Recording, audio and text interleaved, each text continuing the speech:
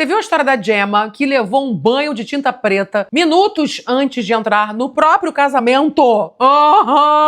Ela tava com o parceiro há mais de 20 anos. Já tinha 2 filhos com ele. Era uma história inteira construída que atravessava várias fases da vida dela. Eles juntaram dinheiro por anos pra fazer o casamento dos sonhos acontecer. E você viu que demorou, né? Eles escolheram tudo com cuidado, pensaram em cada detalhe, desde o lugar até o vestido de noiva. Era aquele tipo de cerimônia que não é só uma festa, é um marco mesmo pra família, que já conhece aquele casal há muitos anos. E aí chegou o dia. Ela tava pronta, arrumada, vivendo aquele misto de nervosismo com felicidade. O pai dela chegou pra entrar com ela na cerimônia, naquele momento clássico que todo mundo já viu em filme, mas que pra quem vive é muito maior, né, gente? Eu não sei o que é isso. E ela disse que tava com um sentimento meio estranho, sabe? Uma premonição assim meio ruim. Mas o pai dela disse: não, minha filha, é só nervosismo, vambora, vamos entrar no casamento. Só que não era, a intuição dela estava certa, porque no meio do caminho, já perto de entrar, ela escuta alguém chamando o nome dela e quando ela vira, uma pessoa jogou tinta preta nela! No rosto, no corpo, no vestido inteiro. Você imagina, você tá prestes a casar e joga um balde de tinta em você. E aí você acha que melhora? Não, só piora, porque sabe quem foi que jogou o balde de tinta nela? Foi a cunhada dela, a esposa do irmão dela. E não foi do nada, né? Porque essa história vazou pra todos os cantos, as pessoas queriam entender o que aconteceu com essa Mona fazer isso. As duas já tinham um histórico muito ruim. Uma rixa que começou no casamento da cunhada, um ano antes, quando a Gemma foi acusada de tentar atrapalhar a cerimônia dela. Ou seja, retaliação, vingança, a gente não sabe o que a Gemma fez, né? O problema entre elas foi tão grande que, obviamente, a cunhada não foi convidada pro casamento da Gemma. Mas ela apareceu com o objetivo claro de destruir o dia da cunhada. E ela conseguiu, será? Porque assim, não é só sobre sujar um vestido, né? É sobre o choque, sobre você estar prestes a entrar na igreja, depois de 20 anos que você já tá casada, e alguém transformar isso num caos absoluto. Só que aí o plot vem agora. Você pensaria assim, pô, com certeza o casamento foi cancelado, né? Não foi cancelado. Ela se recompôs, ficou emocionada, mas ela se limpou toda, o rosto, o corpo, o cabelo. E uma das madrinhas simplesmente tirou o próprio vestido, deu pra ela usar. E assim, eu só consigo pensar nessa madrinha que tava lá olhando a situação e falando: é isso, hoje você vai casar, nem que eu fique de roupa de reserva. Eu não sei qual foi a roupa que essa madrinha colocou. A roupa dela era boa o suficiente pra se casar, então já tava meio errado, né? Mas enfim. E 2 horas depois, ela entrou no altar e casou, minha querida. Você acredita? Só que a história não terminou no casamento não, tá? A Gemma acabou entrando em depressão. Ela não conseguiu trabalhar. Ela disse que perdeu completamente a forma como ela enxergava a própria vida. E até hoje ela não comemora o aniversário de casamento, porque aquela memória ficou marcada de um jeito que não tem como apagar. Por mais que ela tenha conseguido se casar, foi muito ruim emocionalmente, né? Pô, anos depois, a cunhada dela foi julgada, condenada e teve que pagar pelos danos. Pô, é o mínimo, né? Mas assim, tem coisa que não se paga, porque não é sobre o vestido, é sobre o que ficou. É, minha querida, tem gente que não aceita se ela não for o centro das atenções, né? E a pessoa prefere destruir o seu momento do que lidar com o dela. Essa é uma história lá do Reino Unido, tá? É gringa. E se você chegou até aqui, comente caos, que eu vou saber que você chegou até o final do vídeo. E me segue pra mais conteúdo como esse todos os dias.